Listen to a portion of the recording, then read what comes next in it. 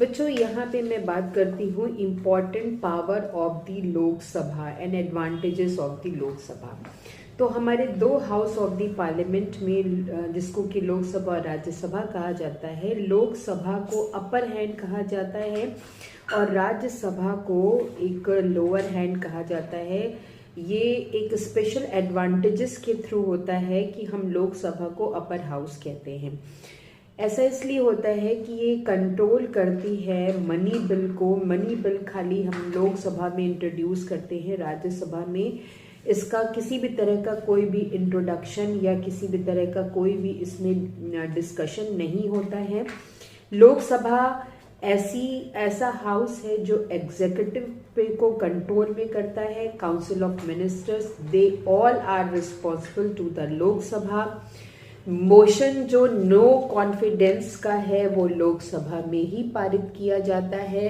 Rajya Sabha does not oblique the government, यानी राज्यसभा से related किसी भी तरह की कोई भी गवर्नमेंट सिस्टम नहीं चलता है। तो गवर्नमेंट का रिजिग्नेशन कभी मैटर नहीं करता है राज्यसभा में। बट लोकसभा में, क्योंकि लोकसभा में हमारी गवर्नमेंट सरकार चलाती है, तो जो गवर्नमेंट हमारी सरकार चलाती है वो इस लोकसभा की ही मेंबर होती है। और यहाँ पर अगर सरकार गिरी तो यानी कि आप समझ सकते हैं कि लोकसभा भी भंग मानी जाती है।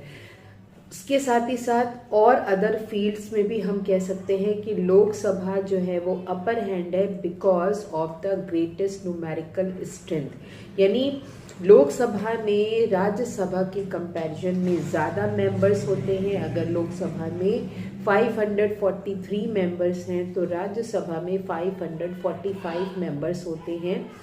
जिससे दूसरी चीज़ ये है कि अब हम बात करें कि इसके स्पीकर की, तो हमारे राज्यसभा का जो भी सेशन होता है वो कंडक्ट कराया जाता है। लोकसभा के जनरल इलेक्शन के बाद एक नोटिफिकेशन जारी किया जाता है इलेक्शन कमीशन के द्वारा कि अब वो अपने ही सदस्यों में से चेयरपर्सन और वाइस चेयरपर्सन चुने, जिसे कि हम स्पीकर भी कहते हैं।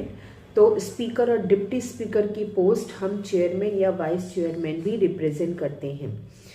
After the election of speaker and vice chairperson, यानी स्पीकर और डिप्टी स्पीकर चुनने के बाद अब लोकसभा की एक बैठक यानी एक सेशन होता है जिसमें कि गवर्नमेंट को अपनी पॉलिसीज से सेटिस्फैक्शन देना होता है।